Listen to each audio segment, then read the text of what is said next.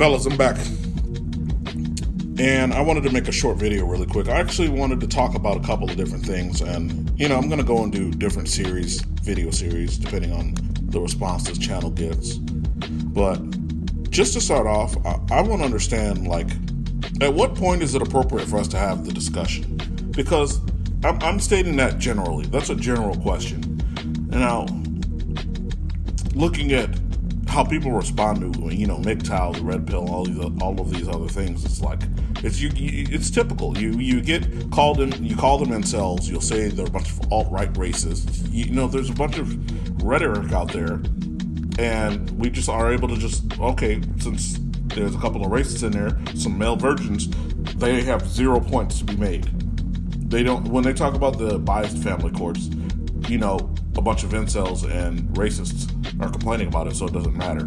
When they complain about palimony laws and shit like that, they, again, it's one of those things we can just toss out those complaints because, hey, a bunch of racists are talking about it. At which point can we have this discussion? We're living in a pretty skewed culture. Now, I'm not going to say that gynocentrism is as ingrained and deep and as bad as a lot of current, MGTOW content creators would say. I won't go that deep because I think there are areas in life where women have a disadvantage, and there's areas with men. I don't know. You can go into it all on your own, but y'all know what I'm talking about. But when it comes to men's issues, the MRAs were right. As much as y'all wanted to call them extremists, as much as MGTOW, when they bring up child custody decisions and things like that, when they talk about 70% divorce rate or something like that, we have to have a little bit more of a discussion than those dudes are virgins or they're racist. I'm sorry, I would honestly just like to know at which point does the society want to sit down and actually have a chat on this stuff, because we are coming into some pretty dark times, I hate to say. It looks like a lot of bubbles are about to pop. Automation's about to slaughter about a bunch of jobs, man. And hopefully it's, there's a reverberating growth or, simultaneous growth from, the tech industry, or new jobs will hopefully be created, or costs will go down with automation. There's always a lot of gloom and doom when we talk about shit like automation or a great change in our economy or our job market, but we kind of oversell the I guess you would say the doomsday scenario of it, because very often, costs will go down, more jobs will be created in place of them. Other things will replace it, like the retail industry, retail service and entertainment industry replaced a lot of the factory jobs that went overseas. And, that's another thing that could be brought up that, the MGTOW guys will bring up. It was particularly disaffected MRAs, because MGTOW, for those out of the know, is men going their own way. And it's just honestly a group of disaffected bachelors or divorced men. My understanding in my initial introduction to the group was there was a bunch of guys who went through some divorces, and after my initial gynocentric blinders, I took them off for a little bit, because at first, my first initial reaction was, well, these dudes are just hurt. They went through a divorce. It sucks to be them, and it won't happen to me.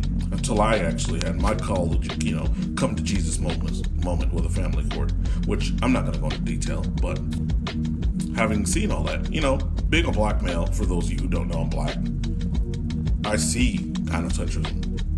I see the stuff they talk about. I see single mother culture. I see broken homes being celebrated as normal. I see abortion being celebrated by women, whilst a guy who may want to get out of parenthood in the same situation as a woman who wants an abortion is all types of deadbeats and ad hominem shaming tactics and all that. So, all in all, I just wanted to ask, when can we kind of have this discussion? Why does everything have to result into emotional ad hominem shaming, no true Scotsman, apex fallacies? On one hand, those are a lot of, fairer sex arguments, putting it in PG terms or PC terms. But a lot of men make these arguments as well, and it's a bit childish. Because you are willing to throw out valid points because you have made an emotional decision based off your own bias against any group of men that may be saying it. And that's why I like this anonymous thing. I like anonymous people on YouTube, Facebook, whatever. Now, sure, there are a tremendous amount of troll accounts on YouTube, Twitter, Facebook.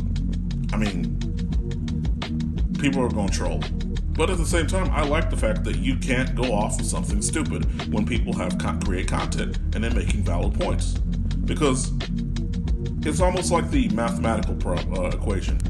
And let's just look at some simple math problem. If an ugly or a fat person came on YouTube and started talking about 2 plus 2 equals 4, 2 times 2 equals 4, those problems are not wrong. But because the person has an ailment that society generally looks down upon, especially if it's a male, ugly and fat women, they kind of get a pass because thirsty ass men and simps have gassed them up. And we have the fat acceptance movement. So, using that same argument, that fat and ugly person is now being shamed and told that he was wrong for even putting the video up. So in essence, we have a society that's telling people, or telling the world, hey, you could be right about something, but you better fit the overall ocular or physical attractive general scale and be a 9 or better. Be flawless, or don't have an opinion. Because the person who came online and said 2 plus 2 equals 4 was wrong because they were fat and ugly. So you just indirectly said 2 plus 2 did not equal 4. I'm trying to understand this society. And I'm trying to understand why if a couple of guys, or a group of guys, or millions and millions of men across the world, herbivore men in Japan, Indian MGTOW, in the UK MGTOW all across the US. There's even segments of Saudi Arabian MGTOW, but I don't understand how you would need to be MGTOW in a patriarchal nation. Probably just financially inadequate, but I don't know. I have no background on that, and I'm not going to go into the shaming, even though the financial thing comment wasn't a shaming, more of an observation. But, y'all let me know. Is this discussion something that we just can't have until it's the 11th hour and society is going to collapse and y'all are going to ultimately look to men to save it? Because that's how this world works. Men build societies, men save societies, men protect societies, men destroy societies too. Ultimately, the people with the loudest voices and the only opinions that matter have no bearing on whether society survives or not, because they will just ultimately be able to glide into a new society or the old society, ultimately bearing no responsibility for either society because they are ultimately just a parasitic organism, with all due respect to those in the fairer sex who understand what I'm saying and can see what the hell I'm talking about. But y'all let me know.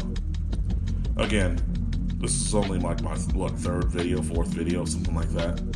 And I honestly just wanted to come in the gate with this MGTOW topic right off the bat and just ask, at what point can we have this discussion? Or are we just going to call them incels? Y'all let me know. Like, share, and subscribe. I'm out.